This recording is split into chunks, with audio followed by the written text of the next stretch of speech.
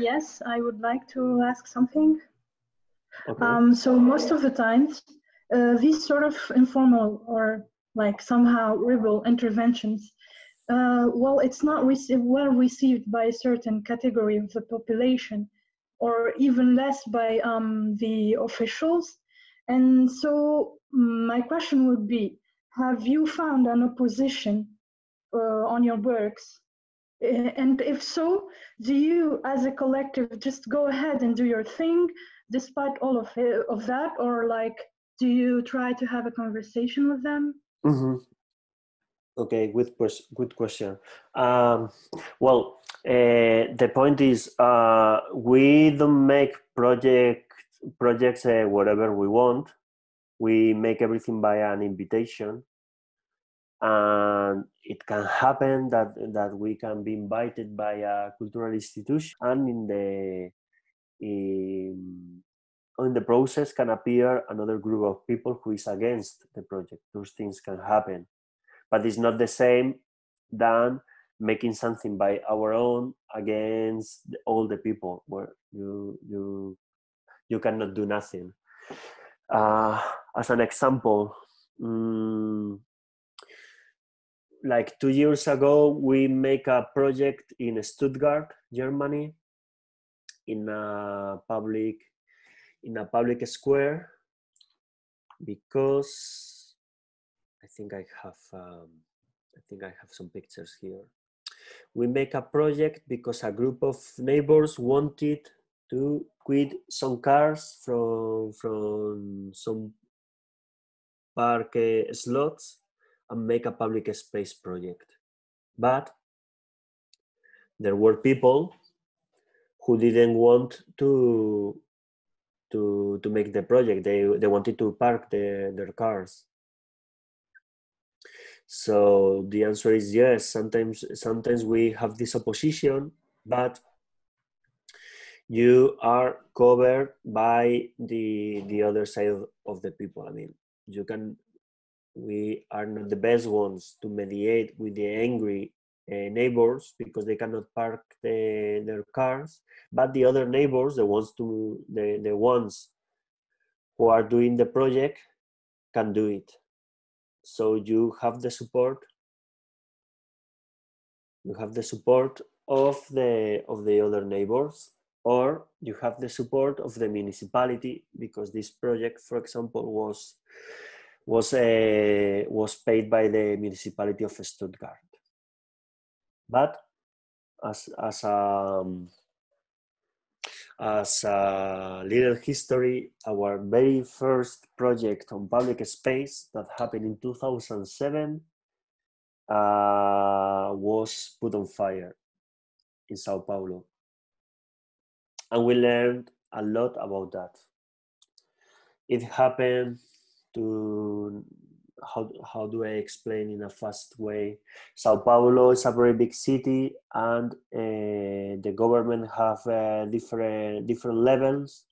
So we have the support of the Sao Paulo municipality council, but the district was another different party in the government who didn't want to make the project on the place where we were working, because they promised to the neighbors to make something different, or to make something if they get the access to the bigger level of government.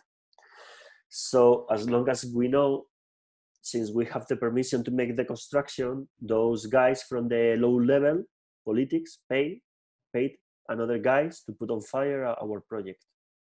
And before that, they combined some neighbors who were collaborating in the project. They combined that what we were doing was not going to work, and we were going to change the use of the space, etc., etc. So they put that people against us. We were younger on those times, we didn't know how to deal with that situation. We were little alone because we didn't spend as much time to work with the rest of the community, so we didn't have that support of the rest of the people defending the project. And one day when we were going to the construction, we find that everything was on fire, and it shocked us a lot. And I guess that we learn how to be better covered on those cases. I don't know if I'm answering your question. Since that project, did you ever have a project that didn't get to the end, that didn't get achieved at all? And if so, what was the reason? Mm-hmm. Well, yes and no. I mean, one of the challenges that we have with those like super fast projects is to reach on time the construction process, and almost always something happens that delays the project. Something that we also have into account when we are doing the project. I mean, those projects where you land in a city, you are almost knowing the people you are gonna work with. We make a previous process, but let's say that you meet personally, you have to find the materials, etc. Doing in a few weeks is not very easy to do. It requires a lot of effort, a lot of experience. But in this sense, I could say that we never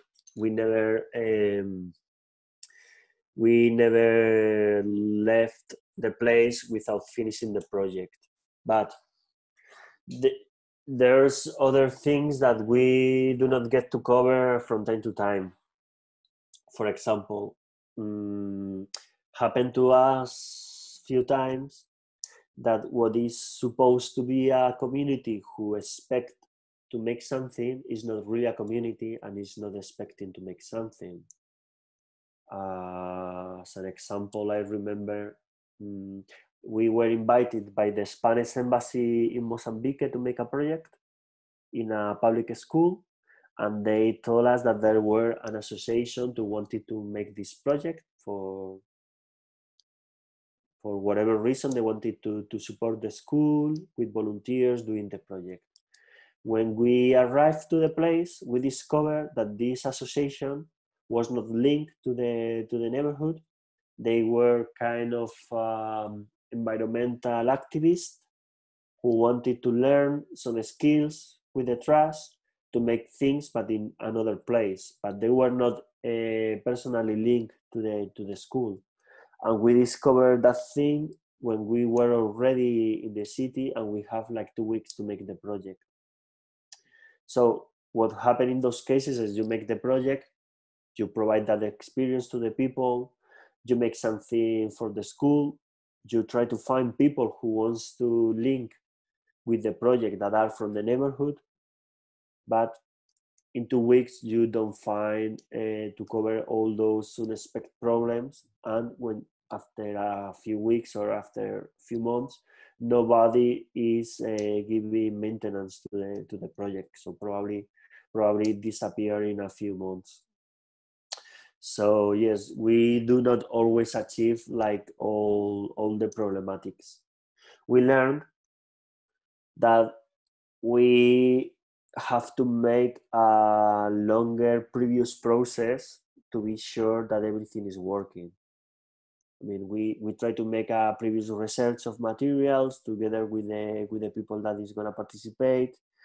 We try to have all the information about the people who's participating, to get to know that they are really linked, to know how do they work, etc., to know better the place, to try to detect if is there more people involved or linked to the place, so we don't have that kind of unexpected problems on site that you cannot easily solve.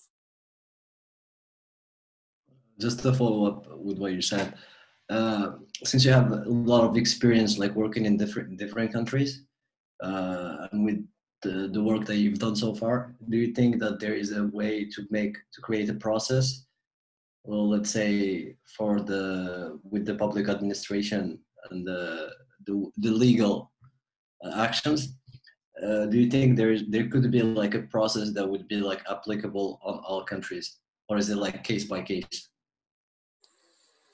Good question. I could say that what you can apply to all the places is your experience, but the methodology not exactly, because every country is different. Some people think that the third world countries are more flexible, but they are not. People think that I'm doing a project in Africa, nobody minds if I make that thing or that other. That's not true. This is a very stupid idea. So how do we deal with that? First, some projects that we made, they were not officially architectural projects. They were part of a cultural event. They were part of an artistic or ephemeral event, etc., etc. So it's more easy to enter from that door than from the door of the architecture. Because if you're saying that you are doing an architectural project, you have to accomplish the same laws as any building, and you are not doing a building at the end. So we try to escape from those processes that takes a lot of time, and sometimes even if you accomplish of the rules, there's another problem, that is the political volunteer to have those projects. That also happened to us. You can have all the permissions to make something, but the politics on the government, for whatever reason, they don't want to activate a place because maybe they have another plans, or because they don't want to let people to meet, or because they are afraid of other neighbors to be angry if there's too much activity on the place. There are different reasons. So sometimes it's not about accomplishing the rules, that we do also. I didn't mention, but most of our projects, mainly the ones that we made in Spain, they have certification. I mean, they are totally legal and they are totally covered. As a playground, you make a design, and there's an engineer who works in certification, and he gave us the paper that says that everything is accomplishing in any case of an accident happen, or it accomplished with the rules, so we avoid the accidents. So coming back to your question, first we enter through the cultural event, through the ephemeral project, and things are ephemeral at the end. I mean, our projects last in between a month or years, but we also know that once something ephemeral has been done, and people is celebrating us and is using it, those ephemerae last much more time. Like, for example, the project of the yellow lamppost in Taipei was a project that originally was going to last like 2 or 3 months, because was part of the World Design Capital, that is a biannual meeting, and the project, it lasts 3 years at the end, because people like it. Even the politic that was in the most local level, that at the very beginning was not very convinced to put those lampposts in his area, he liked it at the end, and they left the project for 3 years. They even resist some, how it's called in Taiwan. I don't remember the name, but those very tropical big storms that happen on these areas, it resists those things. It lasts perfectly, and at the end they dismount the project because the government changed and another politic wanted to take out, but the people like it. So those are our strategies, or doing projects in places that are protected. This is another way. We do not make always projects in pure public spaces. Like one of the projects that I saw, the one in Malabo, for example, was the private area of the Spanish Cultural Center in Malabo it's a country where people have not a lot of rights, and the Spanish Cultural Center is a place where they can meet, they can talk about whatever they want, so they go a lot, but it's under the umbrella of the Spanish government.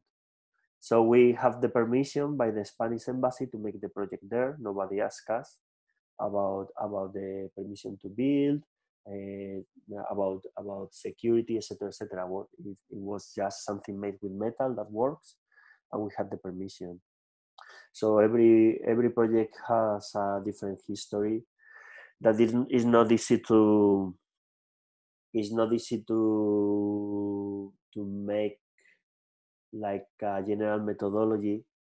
However, we have published 1 or 2 guides, like a toolkit about how to make these projects, but we are not covering the permission parts. What we are covering is basically the sensibility that you have to take into account in those projects, like trying to find as much people as possible that have a relation with the place, how to make better the process, the celebration, all those things. The permissions is more specific, and at the end, I think that we have never tried to make something by our own, like, I'm gonna make this in this square.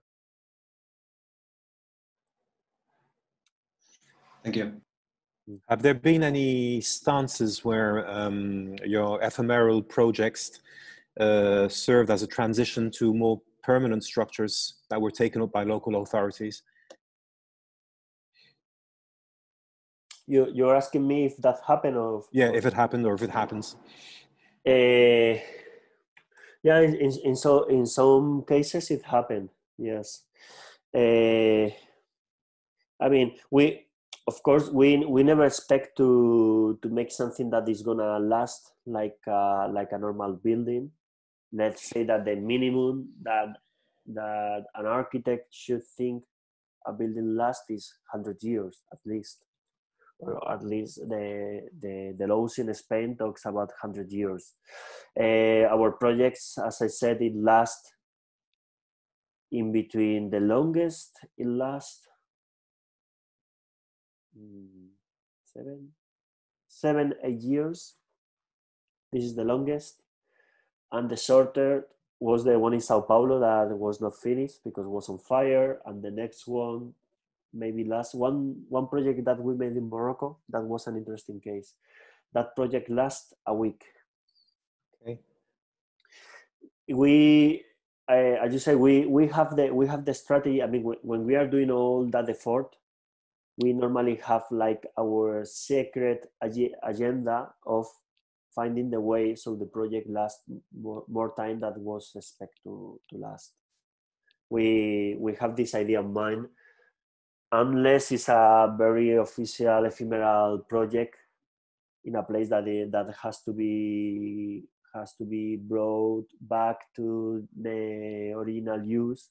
But if not, we know by experience that doing the process in a certain way, the project is gonna last more time. The project in Stuttgart, for example, the one that I said that was about doing a public space in a square where it's normally a parking, we made in the spring of 2018. It was going to last until the end of 2018, and nowadays it's still there. Because the municipality found that the project was working, the neighbors were happy. It's supposed that they are gonna make a refurbishment of the square, but as always, it's taking more time, it's more complex. They found different problems on the process, and they decided that they were going to leave the intervention as long as they start to make something more permanent. Okay. Could you say something more about this experience in Morocco that only lasted 1 week? Because we had an experience that lasted 2 weeks. So there's maybe something specific to Morocco. Yeah, good. This project, let me find some pictures. This is a project that we made in Bengueri. It's like 100 kilometers at the south of Marrakesh. it's a very small city. Pictures. These pictures. Okay. I'm gonna share again the screen so you can see the pictures of the project. This project was part of an invitation by the British Council. There's a Moroccan guy who works doing public street festivals that is mostly focusing in graffiti interventions and murals, but the British Council hired him to make this project, this festival, in 4 small cities of Morocco. I don't remember the other 3, but one of the cities was Benguerir. And the British Council wanted also to make something more physical, let's say, not only painting the walls, but doing something more physical. These guys living in Barcelona, he knew about Basurama, so he invited us to make something. And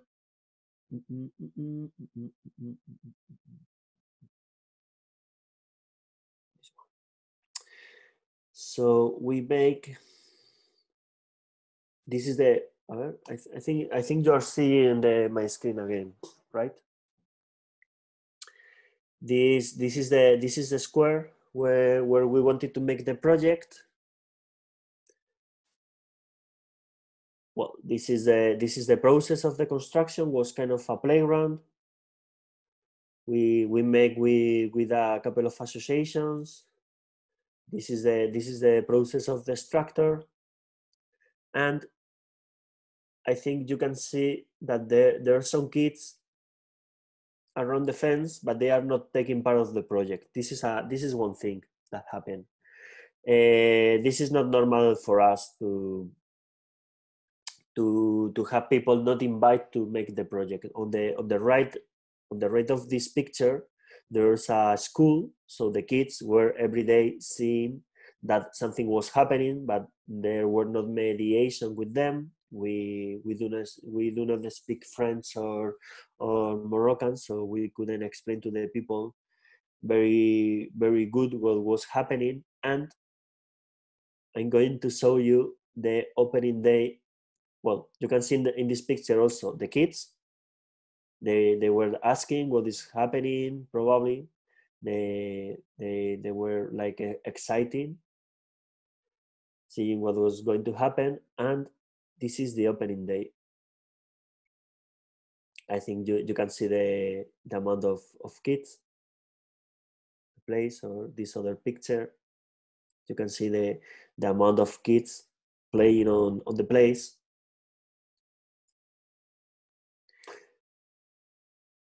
So the British Council, you saw the pictures, right? Okay. So the problem was that the British Council was super scared about the project, because they wanted to make something. They wanted to have a picture of this is what British Council is doing for Morocco, blah blah blah blah, and they found that was a problem to manage all that people using the project. What happened again if an accident happened? I didn't show you very good, but on the right and on the left of our project, there were like a concrete structures that provide some shading to the square, and the kids were every day cleaning those structures. I mean, they are super light. They are super strong. So they found a way to clean, and they were even higher than in our project. But the point is that this is not the British Council problem, that the structure. The British Council problem is the thing that they are paying to do. So the director told me that they were worried about the problems of the project, and my answer to them was that instead of thinking that was a problem, they should think that that was an opportunity, because it's not the same to leave the playground to the kids and leaving them to jump and to play and to make things dangerous, or thinking that this playground was an attraction point for the kids, and they could make activities around, like theatre, activities in English, because it's expected that the idea of British Council is to introduce English in the country, so they can make English activities, reading books, making theatre, activities, playing, etc. Because the mediation is the thing that changed the project. I mean, as I said at the very beginning, we as architects, we think that our design skills, we can solve the problems. And we, Basurama, wanted to provide more shading to that square because those structures, the original structures, were very small. We wanted to provide more shading and we wanted to activate the square. But the design is not going to solve all the problems. It's just providing an opportunity to make mediation that is the one who solves the problems. Having people there in a place where kids wants to go and working with the kids. But the British Council didn't understand, or they were not interested. So basically they left the project, and in a few weeks, I guess that what the rest of the people who was living close but didn't show the process, they look at the project as materials to make things, and people started to dismantle. It was made with wooden pallets and with some metal barrels, etc. And a few weeks later, the director of the festival sent me a picture, and the project was dismantled by people. They just left the metal structure because it was attached to the ground, but the rest disappeared. So this is the example. Okay. I have a question, Manuel. I really appreciate a lot your research, the process. You know, as you go into this production, this industrial production system, and you participate. I mean, giving your sense with this idea of resignification, of a reappropriation, you know, working with community in activities, events, recreating a new way of using public spaces, you know, creating a new culture. So I appreciate, I understood very well this kind of process as artists, architects. My question is, are you also have you followed some research, or have you been making research with the other association in order to not only to reuse or retake these objects, but also in order to produce new objects, to produce to go into the economy process in one different way? I mean, have you been in have you tried and experienced, you know, working with the, I mean, other association that work in this kind of a new way of producing in the economy? Mm-hmm. If I understood, more your question is, a part of doing this kind of unique projects on public space, moving like, let's say, like trying to create like solutions, catalogs that people can apply with the materials. Yes, and also I mean, with of course, all your proposals are in relation with how, you know, you take care of the environment. You create a new way to create a relation with the environment. The question was, have you worked with the other, I mean, people that create other economic systems, you know, I mean, rural areas, or even in a worker, you know, that it's not only the action is not only to participate, you know, in the public space, but also in the system of production. Mm. I get what you say. Not as much, to be honest. That's interesting. Let's say it moves us more to the product design. Let's say we know some things about the objects are created or are done. Something that maybe architects we should know better how the products that we apply to the construction industry are done. You know, some things, but no, we didn't receive many invitations to make there's some experience. The first that I'm nowadays, there are some brands that are like reusing plastic PETs. That is the plastic that is used to the bottles to make fabrics.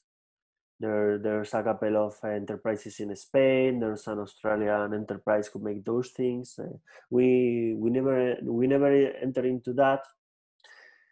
We have entered, but with not very luck in the idea of reduction with some companies. For example, I'm remembering we were invited by Facebook offices in San Francisco. They are in Palo Alto, and they invite us to make an art intervention because they are finishing a bigger office than the original one, also in Palo Alto. The new office, by the way, is made by Frank Gehry. It's like a very long structure, and they have kind of a curator who is inviting artists to make interventions.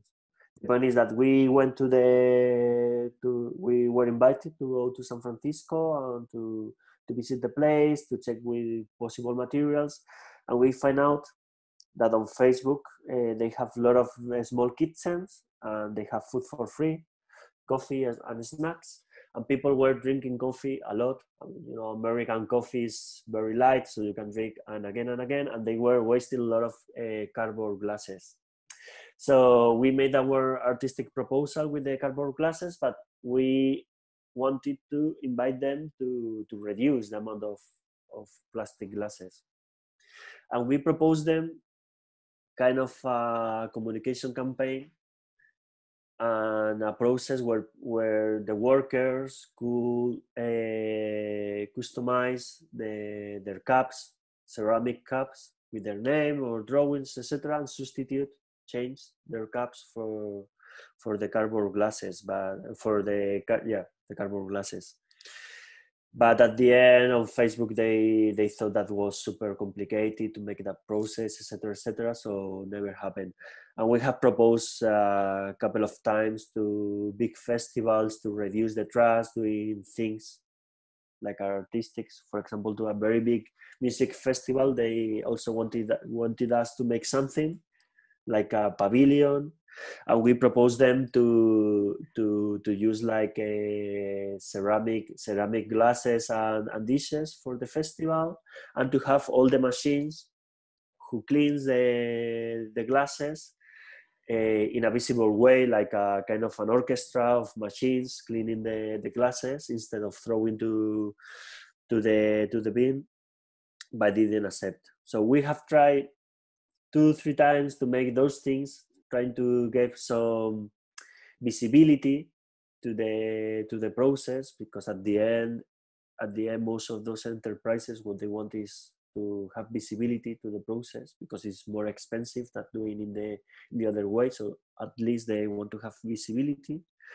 But on the field that you say, that working with the companies from the very beginning of the process, we haven't entered. I mean, maybe we could advise in some way about a few things, but we are not very expert For us would be like a new word. And regarding of working in rural areas, we have made maybe a couple of times not to work in a big city. By the way, when I say that I have traveled to Venezuela or to Egypt, it's not true. I mean, I have traveled to the main capital most of the times. And it's not the same. I think that everybody knows its own country and knows that the capital is one thing and the rest of the country is another thing, at least. And most of the countries, the regions are different. So you cannot say that you have been in Egypt because you were in Cairo. You cannot say that you have been in USA because you have been in New York or in Washington. So it's quite different, the context. It's quite different, the kind of trust that is produced in the rural areas is quite different, the resources that you can get. And we have made few projects in rural areas of Spain, but not in other countries. I think that the challenge changed a lot.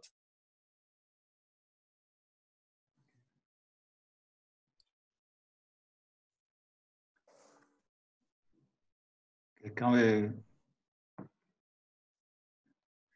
Non. Faut profiter là parce qu'on a un invité qui a beaucoup d'expérience un peu partout, donc il faut profiter. Soyez pas timide. Je pense que Marcos voulait poser une question. Merci Marcos. Oui, bonjour. Hi, I'm sorry, it's in English. Hi, Manuel, thank you very much for your exposition. The question is about the reflection behind the projects itself, actually. We can think at the first sight that once we work with trash to transform it into public space, a new use object, or even an artistic performance or art, the question actually I made myself is about the production behind all of it. And not only the production of the project, but the production of trash or the objects we use today.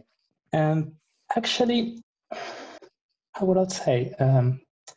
I think that today the most important thing is about to reduce, not only to work with the transforming of trash, because we're still producing a lot of trash. It's a contemporary question. And we're consuming a lot of things, like you were saying about the iPhone. We're buying iPhones and then we're getting a new one. And this works for everything. And at some point, I think that, well, it's not that I think, it's the question I wanted to ask you are your projects getting this question in the front of the reflection? Or is it the question only to the transformation of the objects that has been abandoned or just get to the end of its life? I don't know if my question was clear or not. So you will say. Yeah, no, it was totally clear. Yes, I think that I even wrote in certain slide that when I was putting in order the steps, that recycling is the one that is over nowadays because recycling is an industry and there's a lot of political interest and economic interest into recycling, but the most important one is reuse.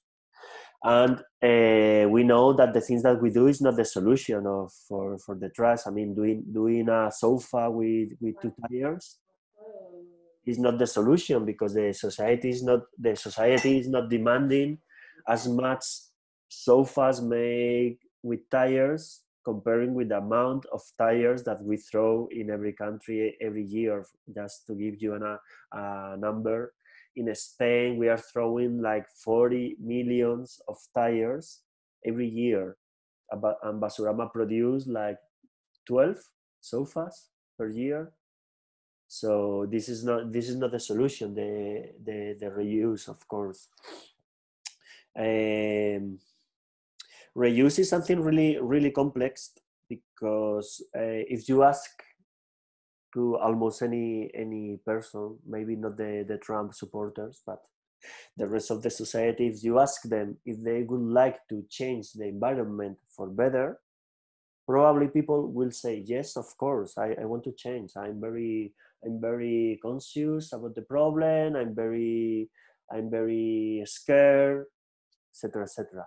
But then, if you explain what really requires to change and what really means reduce, probably people wouldn't accept, because the level of reduce that we have to afford, it's about maybe taking one flight every 2 years, not every month or every weekend or every summer.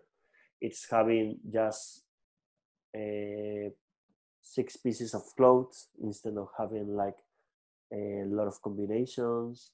It's getting only things that that are like 20 kilometers far away from your house. So it's not getting things that came from China. That means not having mobiles, or not having any kind of fruit, only the one that is produced in your area. I mean, the real point about reduce is something really radical. The action that we have to take, more or less, has been visible last month with the quarantine. At least in Spain, the levels of contamination decreased a lot, as they used to be, because nobody was moving by car for a few weeks. And this is a reduction step that we should take. So the point is that I don't know which is the solution, because it's not my field, but the truth is that the level of reduce that we should have is very radical, and at least we should make few actions personally. But what we do in Basurama is not about that. I mean, there's a lot of ONGs and associations that are working about the environmental education. I know that I started talking about the consumption and environmental topics, but our point is to better understand where the things comes, and to give some visibility to the problem. But we are not the ones who are saying to the people what they should do. We normally say that we do not pretend to say what is right and what is wrong. What we try to do is to give visibility to the process, for example, because I didn't show you our art projects or any other actions that we do, a part of the first video installation, and a part of the project that we made with the sunflowers. But we make also those projects that the idea is to give visibility to a certain process, to show the amount of trash that is produced. It's something that we have making music festivals, something that we make for Facebook, for the installation. But we show the visible process, what is between consumption and trash, but we don't say what people should do, just because we think that we are not the expert. I mean, we didn't know exactly what is supposed that people should do, apart of any other citizen. So we try to be honest on that way, and just to help people to reflect, but not saying the people what do they have to reflect or what do they have to do. But I totally agree with you, and this is the reason I put those 4 topics in the slide. The point is about reducing, but I think that we are not capable to reduce at the levels that we should.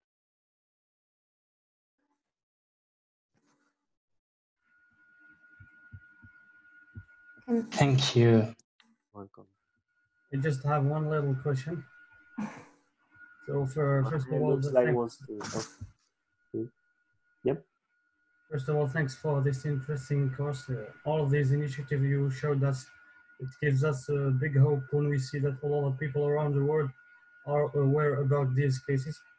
But I was wondering what importance this has in big scales, when we know that big countries will always continue to protect, and they will always continue to force us to consume, and in the same time they try to convince us that a simple change in our lifestyle would be enough to save our planet from disaster. And while they are blaming us, they keep polluting endlessly. So as I said, Is all this enough in front of what governments and industries are doing? That's it. No. So I didn't get exactly the question. It was more a reflection. Sorry. No, you're mute now. Sorry. I said, is all this, all what you've done, is it enough in front of what governments and industries are doing? Oh, okay. No, no, I wouldn't. I mean, what we do. I mean, we try to be honest also with our work, and we think that we are not changing the world with our work. I mean, we are just a bunch of friends doing those projects, and we know that we change for better, very local context, because we make. I didn't mention, but we make a follow-up of our projects. I mean, once we left the project, we do not forget what we made. We are in contact with the people. We make a follow-up, so we learned a lot about the process, and we know that we have made some change in some cities, that the neighbors make a change in the area. The municipality decided to give more room to those projects, or they make a change in the urban planning because we make something with people. Those changes happen, but in a global context, we are a dot. I mean, we cannot fight against the world production of everything. I mean, you cannot compare our budget with the Amazon budget or any company budget, and we do not expect to do that. I mean, we think that our work and what you can do also in your work, I guess that if you are doing this master is because you are sensible with your context. Probably I bet that you are very sensible with your local context in your cities or in your countries. You know that there's a lot of things to do, that probably you want to contribute with your work, and you can do it, but probably in a more local way, and in ways that sometimes are not as visible as you could expect. I mean, we as architects, we dream to be like, forgot his name, you know, this architect that is, there's an African architect who has been mostly working in Germany. Francis Carey.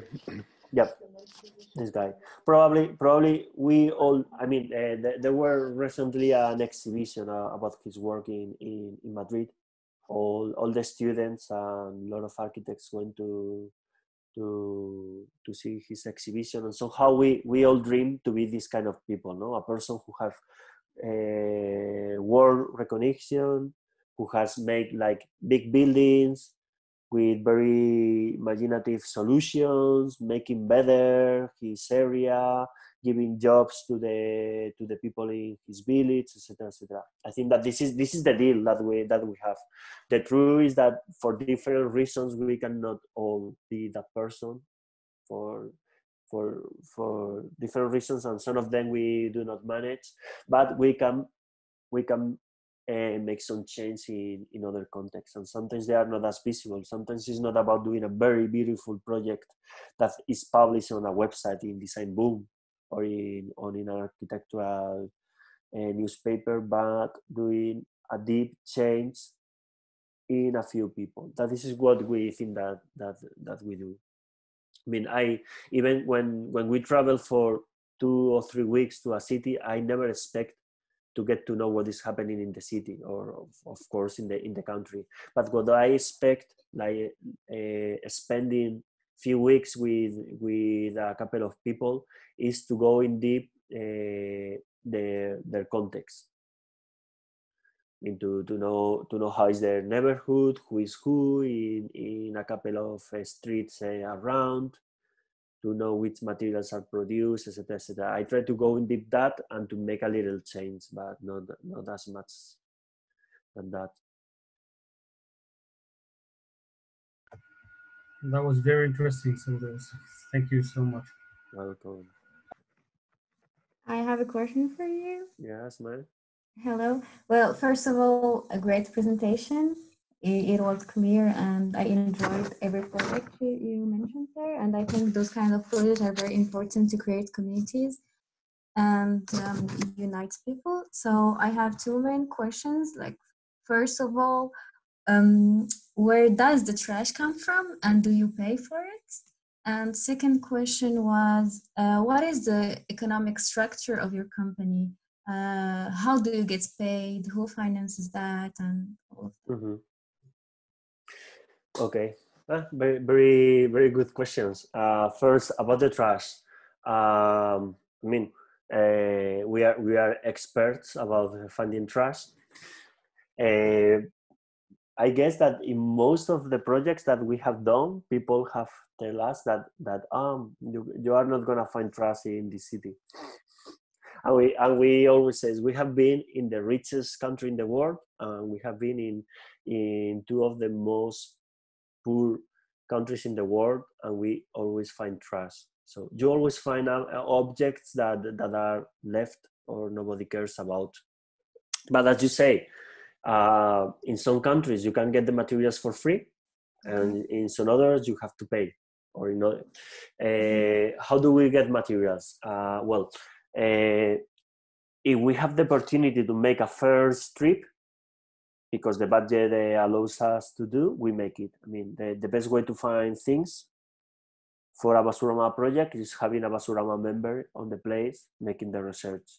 If not, because sometimes there's not that budget, we ask for a person who is going to collaborate in the project, and we guide that person through the process. We give him or her ideas about how to find, like, for example, visiting enterprises to the industrial area where companies are producing things. There's always or broken materials or materials that are used as part of the process, but they are not using anymore. We propose them to go to local companies in the area where we are going to make the project. Like, you go to a carpentry and maybe they have very small pieces of wood because they are cutting and they are not going to use. So we can make the project with that. We try to contact to the municipality to get to know the materials that they have. Some municipalities are very complicated to talk with them, but on the small cities is possible. Or if we are doing the project as part of a big event, we have more opportunities to talk with the municipality. Those are the most typical ways, but also making a local research. I mean, moving through the city or visiting a flea market and looking what is left when the flea market is closed. And sometimes we have to pay some money, of course. I mean, trash is not useful things, but are not always for free things. In the first world countries, you can find a lot of abandoned materials in the middle of the street, and you take them, it's for you. But in some other countries, people knows that materials have a value, and they take them and they sell again, or they're reused for another thing. So sometimes we have to pay some money to get a certain material. That happened, for example, I remember in Ethiopia, we had to pay for some pallets because there were not abandoned pallets anywhere. So we have to buy, and we bought the cheapest one that were not resistant enough to make the project, but we found a way to repair and to make it stronger, but spending the less amount of money, so we can expect that other people can spend that money on the project. But for example, in that project in Ethiopia, we were doing an intervention in an orphanage. Okay, we asked for materials But the day that we arrived to the orphanage, we found that they have metal structures for beds abandoned in a corner. Nobody from the orphanage thought that that was a useful material for us. Nobody. So we have a previous design, and we had only, on the project, we have 12 days, and we already have a design. But then we found that the orphanage have these objects with lot of memory. A lot of kids have used those beds and cranks, and we said, okay, let's change the project and make something with this, because this is the power of the history of the orphanage and the material. Okay. So we changed and we use that, and that thing also happened to us, that even if we try to make others to find trust, we have a way to look at the reality, and we find also better. Okay. What about the structure? Yeah. Okay, the structure of the office. Okay, we say that we are a collective. We are an architectural collective. The truth is that a collective is not a legal structure. I mean, I don't know how it's in your countries, but in Spain, basically, the legal structures to work are being an association, like Greenpeace, for example. You can be a company, like Coca-Cola. It's a company with an owner, or you can be a cooperative. A cooperative is a kind of association of workers, and let's say that everybody have the same rights to take decisions, and there's not a boss or an owner. That's the real three structures. In Basurama, we are an association. Okay. The reason that we are an association is, well, first, because it's the most easy structure that you can make. An association means that people who joins because they have common goals, and they don't pretend to gain money. And not they do not pretend to gain money. They don't pretend to make profit. It's not the same. I mean, I have my salary. Like in Greenpeace, there's hundreds of people working for Greenpeace, and they have their salary. But if the association receives double of donations, they do not increase the salaries of the people, or there's not a person who takes the money. That's profit. So in Basurama, we have a salary. Some years we have deficit. I mean, we don't get enough money to cover everything. Some years we have how is the contrary? You have more incomes. Yeah, but how do you get that money? Who finances all of it? Okay, that's the other part. The finance is like like any other architectural office. I mean, you have to find clients. How do you find clients in Basurama? Basically, well, we 99% of our clients are public. That means we work with cultural centers, city councils, foundations, different associations who write us an email, public schools, for example, are people who write us an email like, hey, hello, I need you because I saw something on a website, or a friend of a friend, or because I saw a publication, or because you are very famous in my city, because whatever reason. I would like to invite you to make something in my public school here in this city. How do we do? This is the typical. I mean, there's people who never make a project who write us an email asking how do we do a project together. So they need our support to explain how is the process, how to get the money, if they haven't.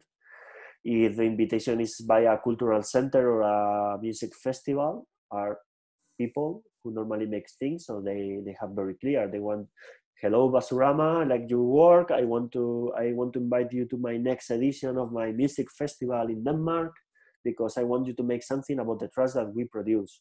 But this is the money, this is the dates, and this is the conditions. and what do you want to do for that.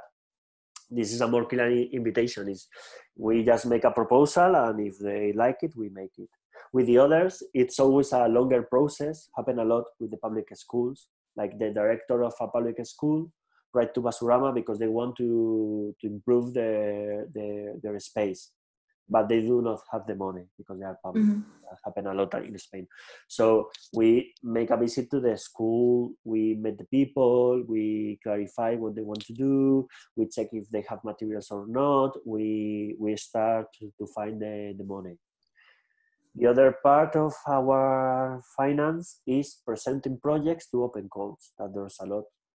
As the architects present to an open call to make a new library in Glasgow, there's a lot of open calls in the world to present projects, to make whatever, and what we propose is to make public space projects. So there's a lot in Spain, but the Goethe Institute have some open calls. There's European foundations, the European Union have also like financial lines to make projects. So we have made projects with the European Union. Some non-profits in Philadelphia. We are working a lot now. Well, not right now because we cannot enter in the USA, but we were working in Philadelphia with a non-profit who discovered us by chance, and they want us to collaborate in some public schools projects. So this is the answer, but this is not the real answer. The trick, because this is what a lot of people wonders, is how can I make those projects by my own? How do I start? And this is the most challenging thing. I mean, we started very young doing those things. We were 21 years old, more or less.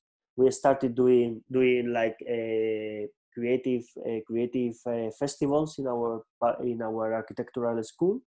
That was something without budget. I mean, we all the people who participate making the Basurama festival support with time, basically, and we put some money to make the communication, to get some materials, to get a car, to take materials to the school, to make the creative jams, etc. And after that, we started to. We were tired of doing that festival in the school because we didn't have a lot of support by the direction.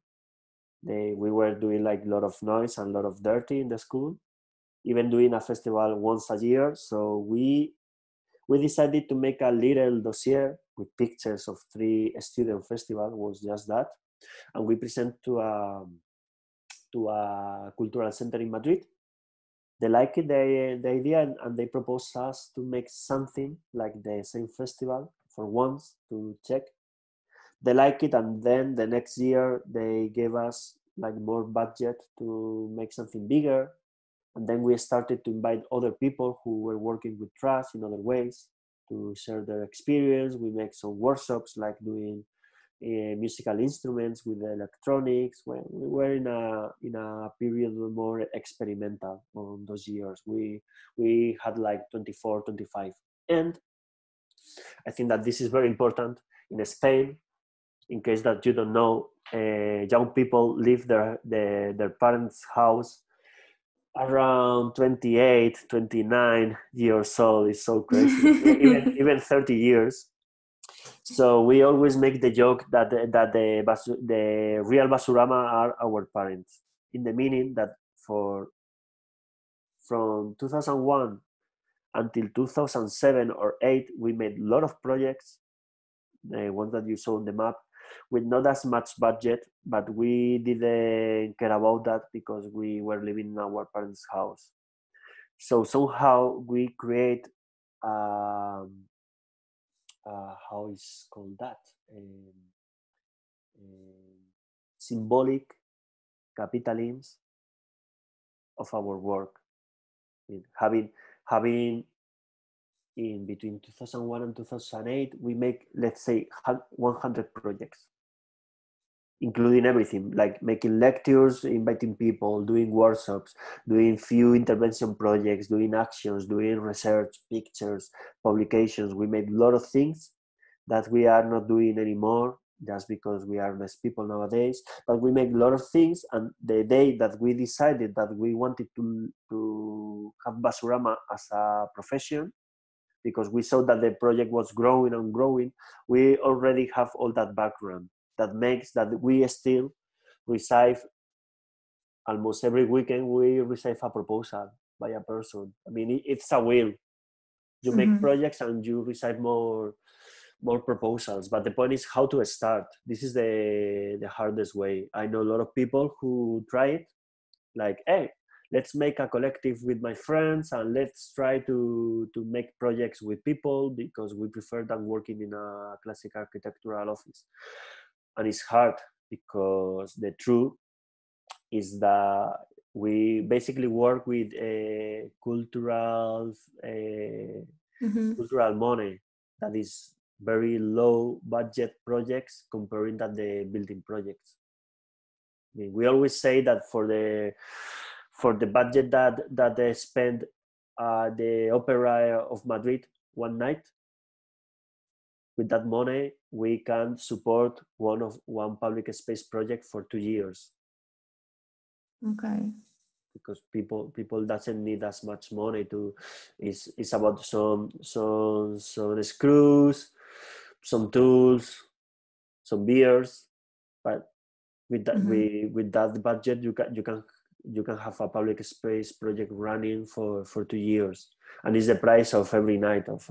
I mean, we work with very very very low budget, and it's not easy to. I mean, that requires to make a lot of projects every year, and it's not easy to accomplish the minimal economic objectives. I mean, we, as one of my friends says, we are rich in happiness. That is a way to say that we are not making a lot of money doing those projects. I mean, it's enough to have a life, but if you want to be rich, you better go to New York, where in your first work you are gonna have like 2 or 3 or 4 times more money than I'm getting right now. Yeah. And I know because I have friends in New York.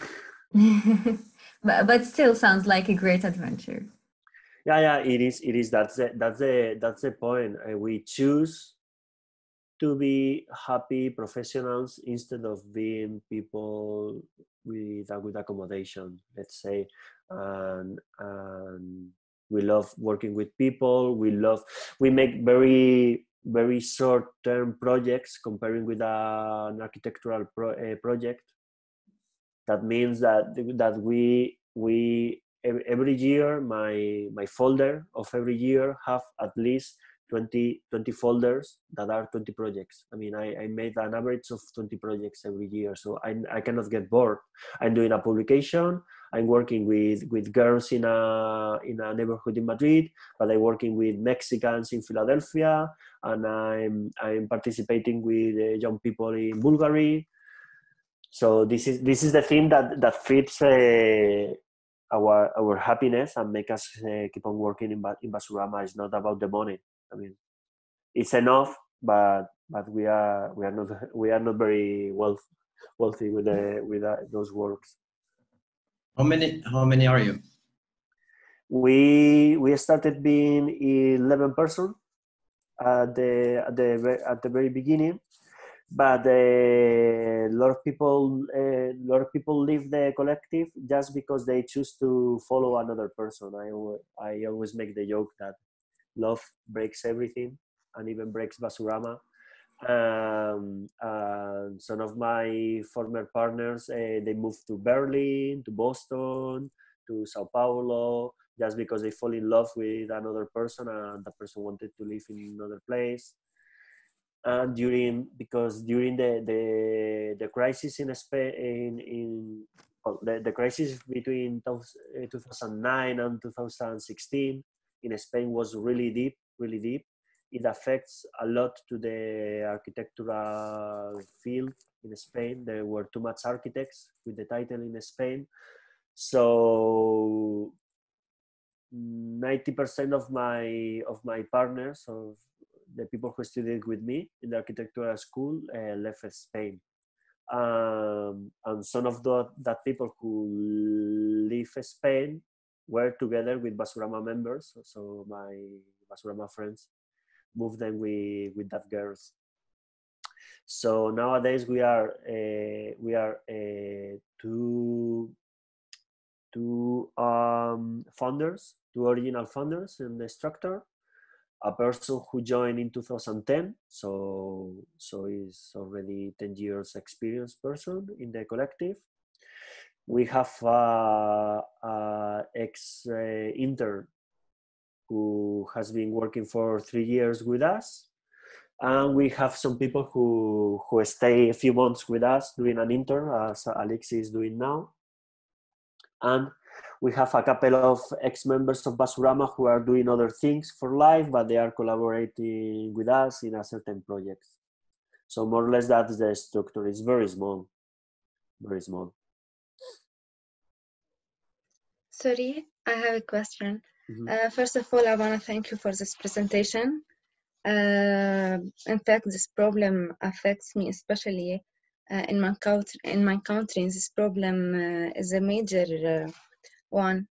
In fact, you say that at Basurama you work in a way that you change our relation with the object or the trash. But I think that the problem is much bigger. For example, in my country, the people who live around a landfill, for example, and who are affected directly by the trash, they feel that they are themselves as a trash, as a garbage. So it forms like a psychological issue. My question is, at Basurama, did you collaborate with an association, or there is a team who work in this problem or in this human issue, or simply no, you work and reuse the trash? No. Yes. Well, during the selection of projects, I make as I said, I make a little selection of projects. But we have worked a lot with informal trash pickers. One of the pictures that I saw at the very beginning, the one of the Sabalin, I didn't go in deep with the history. Sabalin community, for example, that I think that represents what you're saying, they are not Islamic. They are Christians in Egypt. They are they for life. What they do is taking the trash from the streets of Cairo and they move to the neighborhood, and they have one of the biggest rate of recycling in the world. They have a rate about 80%. That is a lot. Just to give you an idea, the recycling companies, they barely accomplish 20% of recycling of the materials that they pick. And they have pigs in their neighborhood, because the pigs takes the organic trash and the rest they separate by hand. So they have a lot of problems because they are in contact with the trash. They have a lot of sickness because the trash, etc., and they live separate of the rest of the society, because is like the trash neighborhood. They are Christians, they have pigs, everything is dirty. I was there, and it's a very, very awful neighborhood. So they are invisible.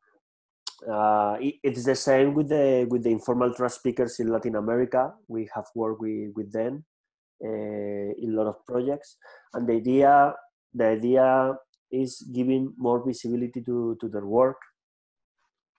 This is the way that we collaborate with them. We hire them as experts, find materials. We invite them to explain to other designers how do they build their cards. In Latin America, for example, the trash pickers, they make kind of a card to pick the glass, or to pick the cans, to pick the cardboard. They have a certain technique. They are also very interesting people because they move through the city in a different way that we move, because we move from point A to point B, but trash pickers, they are moving through the city looking for a resource. So they explore, they move, they have a technique. So we also invite them to share the experience that they have about the city. We also have collaborated with them doing some documentation, invite them to put in contact with designers. Last project that I made before the COVID, I was in Lima collaborating with people from an organization that is called Plastic Fantastic. I think that they are called Plastic Fantastic. It's a group of designers who make certain machines to transform the plastic into objects. They have like an open source designs, and you can make the machines to mold the plastics, to melt. They have templates to make the objects, and the idea of this organization in Lima was to help the plastic trash pickers, and instead of selling the plastics that they get, they want them to show them how to produce objects, so they can sell these objects instead of the raw plastic. So we were there to help them to design those objects and to make the communication process to the city, so people was more interested to buy those new objects made by the trash pickers. What else? I also remember seeing people in Mumbai, in India, on the neighborhoods working. The ones that are the trash pickers on those countries, they live with the trash. It's not. I mean, you have your house and you have your office, but those people, they have their house and they normally have the materials on the floor store, and they live over the floor. And I remember to see people on the river, a very dirty river, cleaning electronics, to clean out the trash, to get to know who was the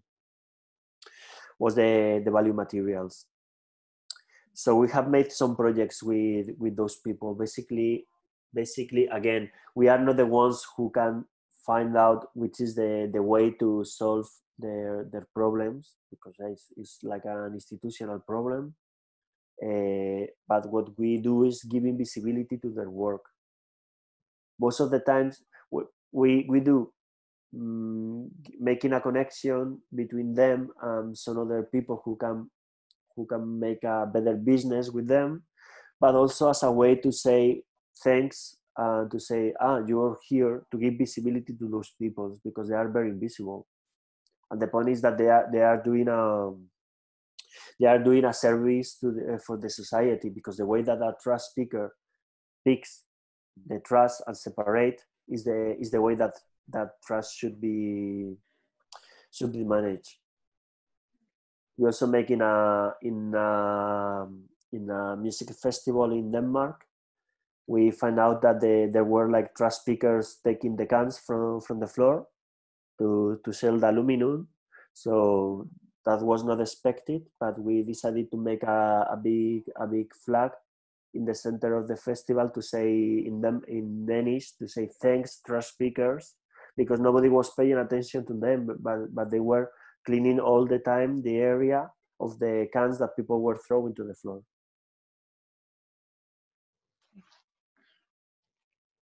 Okay, perhaps last question.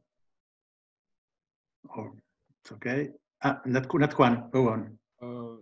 Hello. Hello. It's very interesting project. Can I have a question? Do you get more and more offer to do this project nowadays? So, can you repeat, sorry, the question? Do you get more and more offer to do this project nowadays? If I get more effort, yes. I mean, your question is if in this context of COVID, if it takes more effort to make the project. Oh no, more offers. More offers. Yeah. Right. No. The point right now in this context, we are having a lack of projects. We are struggling because I do not have like the exact percentage, but let's say that more or less half of our projects are out of Spain or used to be out of Spain. And with the COVID situation, we are not allowed to travel. So before the quarantine, at the beginning of this year, we have a project in Ethiopia. I was going to come back to the orphanage where we make the project in 2012, and we wanted to activate that project to check the state of the project and to work with the students of the architectural school to establish like a collaboration between the orphanage and the students to give more support to the project. That was cancelled. I have a couple of travels to Philadelphia to work in different public schools, and that was cancelled. We have a European project with people from Macedonia, Bulgaria, and the project was cancelled. I have a visit to Stuttgart for the project that we made and was cancelled. So a lot of projects that we have planned for this year were cancelled.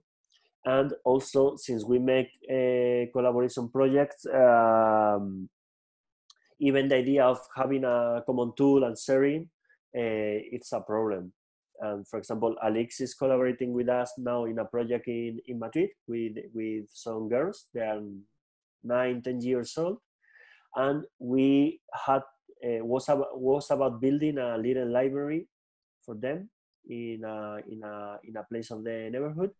And we spent the first 6 or 8 sessions doing Zoom meetings with the girls. Instead of staying with them, starting to work with the materials, we were not allowed to meet because they are like 8 persons, and we were not allowed to use the tool. So we had to make a Zoom meeting with girls of 8-9 years. I mean, they need a lot of reading to talk. It's not like talking with adults. You have to be super active, and it was really hard to make them talk, to get to know what they wanted to do, to find out how to build something if every person is in his house. So right now we are in a little crisis. So we are not, but we normally, a part of this, we normally for the last years, we do not have to make like a big effort to get enough projects to keep the collective going. More or less, with the invitations that we receive and a couple of open calls that we present, we get enough money to end the year. But we are very modest anyway with our economic goals.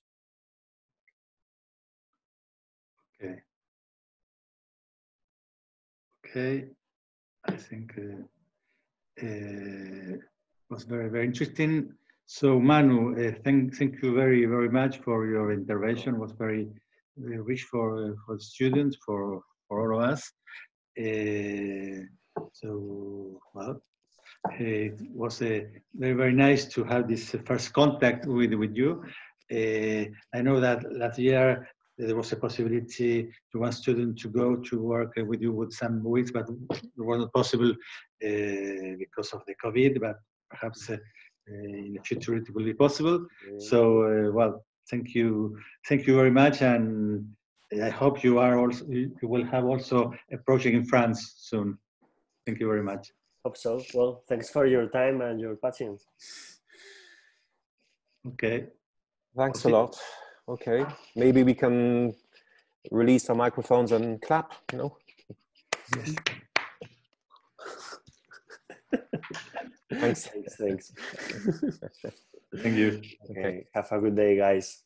Okay. Bye-bye. Hocine, stay here with me, Hocine. Okay. Please. Okay. Thank you very much.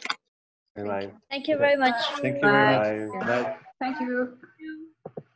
Muchas gracias. De nada. Gracias. Thank you. De nada. Bye, everyone. Bye.